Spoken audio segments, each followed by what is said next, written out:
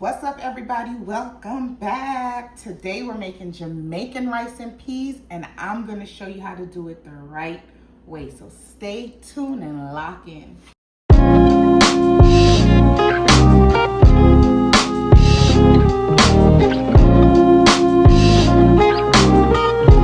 I'm using a 14-ounce package of kidney beans. You can use whatever brand you like. It does not matter as long as it's red kidney beans. People always ask, can they use the canned beans? Short answer, yes, you definitely can use the canned beans. However, the canned beans does not give you that rich flavor in rice and peas that the dry kidney beans gives you. Now, it does take longer to make the dry kidney beans. It does. But I'm telling you, it's so worth it. If you've ever had Jamaican rice and peas, you know that flavor that I'm talking about. First things first, we're gonna put our kidney beans in the bowl. We're gonna sort through them to make sure there's no ugly beans. We're gonna make sure all the beans are good. You can just sort through them really quick.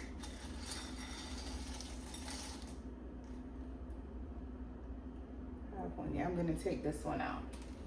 And then we are going to wash these, or rinse, whatever you want to call it. It's totally up to you.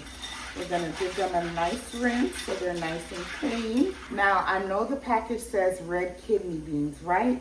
But the Jamaicans say rice and peas, so that's just what it is, rice and peas. Don't ask me why.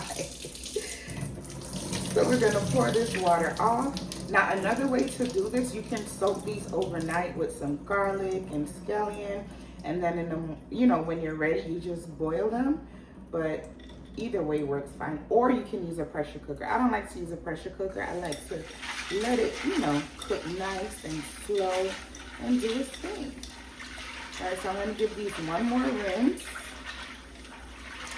and then that's it.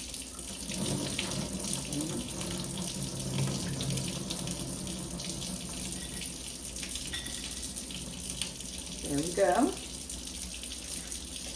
So our kidney beans are nice and clean. Okay, so to our pot, we're gonna add our water. So I'm starting with 8 cups of water. Then we're gonna add in our washed kidney beans.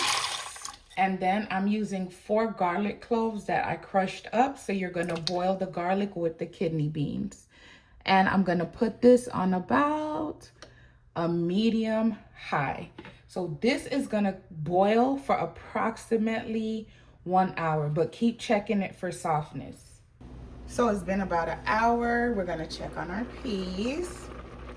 And as you can see, the water has significantly reduced. So at this point, you can check to see if it's soft enough. Let's see. It's soft, but it can use a little bit more time.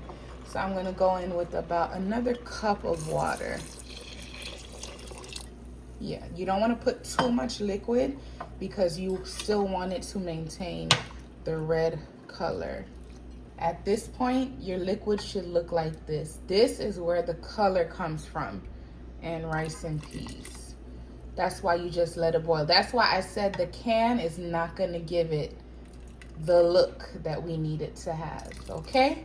So go ahead and let this boil for maybe another 15 minutes and then on to the next. Okay, so while our peas are finishing off, we're gonna measure out and wash our rice.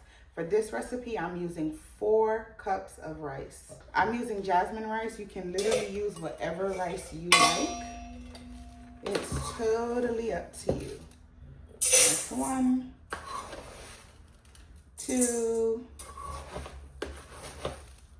3, and 4. Now we're gonna wash this until the water runs clear. You don't have to wash your rice, but I always wash mine. Like I said, it's totally up to you if you wanna wash your rice or not.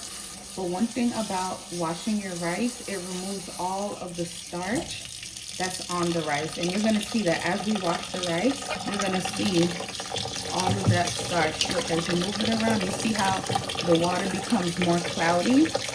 That's all of the starch that's on the rice. So if you rinse all of that off, your rice will taste amazing. See how cloudy that water is? So I'm gonna rinse it until it comes clear or close to clear. I would say about 4 times is good, or 3, or not at all. It's totally up to you. So our peas is almost done. I'm gonna take this piece of ginger and I'm gonna drop it in there. Trust me, you don't taste the ginger, but it gives it an amazing flavor. Our peas is pretty much done. So now we're gonna go ahead and do what we call season the pot. So because this is a beginner-friendly recipe, we're going to be using canned coconut milk. Now you can get the fresh dried coconut. You can open it, you can cut it, you can blend it, but that's a long process. Canned coconut milk works just fine. You can use any brand that you like. So now we're gonna open the coconut milk and add it to our pot. Our peas have boiled for about 1 hour and 15 minutes. They're ready, they're soft. So now we're gonna go ahead and season and add in everything that we need to add in for the final stretch. Now, left in here is about 2 cups of liquid. That's in here after the peas have boiled. It's about 2 cups of liquid left. I'm going to add the coconut milk, which is about 1 cup and 1/3. So almost, yeah, about 1.5 cups. So 1 can of coconut milk is about 1.5 cups of liquid. So I'm gonna add it to the pot. And that's gonna be 3.5 cups of liquid in total, including the liquid that was in there with the peas and the coconut milk. We're gonna give this a stir real nice. You don't want to add too much liquid. You can always add liquid, but you cannot take it out. So now we're gonna add in our fresh seasonings. Scotch bonnet pepper, uncut. You do not want this to burst in your pot. Some scallion, thyme, and some pimento seeds. All have been washed. So we're gonna go ahead and add this. Add it all in there.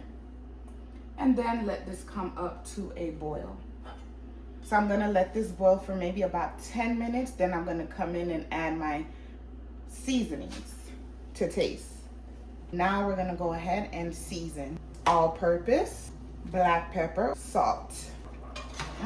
Already smelling so good.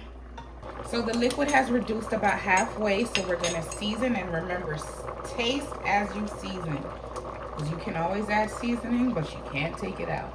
So I'm gonna go ahead and add in some all-purpose. That's a tablespoon of all-purpose, about a teaspoon of black pepper. I'm gonna stir this up and taste, because remember, all-purpose has salt in it, so you don't want this too salty. So we're gonna give it a little taste. So we're gonna use about a half a tablespoon of salt. So a tablespoon of all-purpose, teaspoon of black pepper, half a tablespoon of salt. Then we're gonna taste. Perfect. Perfect, perfect, perfect. So like I said, the water has reduced about half, so there's about 3 cups of liquid in here. We have 4 cups of rice. So I'm gonna go ahead and add in my rice, then we'll gauge how much liquid we need to add.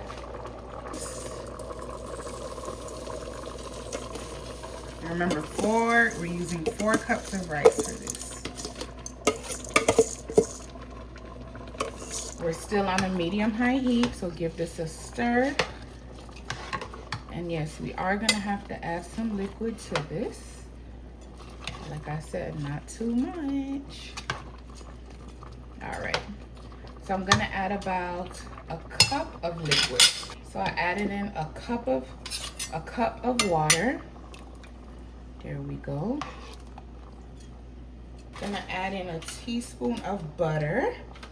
Yes, you need, well, a heaping teaspoon, but a teaspoon nonetheless.